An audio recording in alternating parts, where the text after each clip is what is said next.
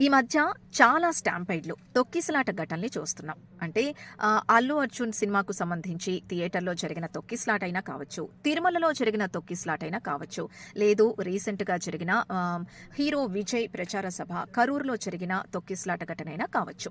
ఈ తొక్కిసలాటలన్నీ జరగగానే ఏమంటాం, అక్కడ సరైన ప్రొటెక్షన్ లేదు, సరైన స్పేస్ లేదు, ముందుగా ఇన్ఫర్మేషన్ లేదు, ఇలాంటివన్నీ చెప్తూ ఉంటాం. ప్రభుత్వం అయితే ప్రతిపక్షం మీద, ప్రతిపక్షం అయితే ప్రభుత్వం మీద. ఇలా తోసి అంటే బ్లేమింగే చూస్తూ ఉంటాను తప్పించి, ఇక్కడ ఒక చిన్న పాయింట్ మిస్ అవుతున్నామని అనిపిస్తోంది. అదేంటంటే సెల్ఫ్ కంట్రోల్. అవును.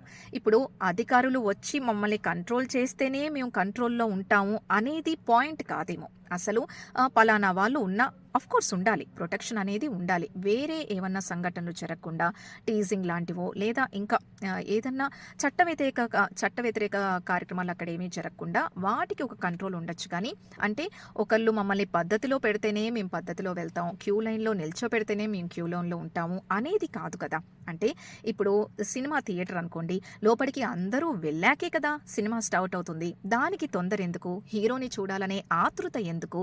సో, మనం ఫస్ట్ ఒక పద్ధతిలో ఉంటే ఇలాంటి తొక్కిసలాట ఘటనని ముందుగానే ఆపొచ్చు అనేది నా అభిప్రాయం. అలాగే కింద ఇక్కడ ఒక ఫోటో ఉంది చూడండి. ఈ ఫోటోలో ఏంటంటే ఇవి పక్షులు అన్నీ వన్ బై వన్, అంటే ఒక లైన్ తర్వాత ఒక లైన్ కంప్లీట్ అయ్యాకే ఇంకో లైన్‌లో ఉన్న పక్షులు ఎగురుతూ ఉంటాయి. సో, అంటే ప్రకృతి నుంచి మనం ఎంత నేర్చుకోవాలి?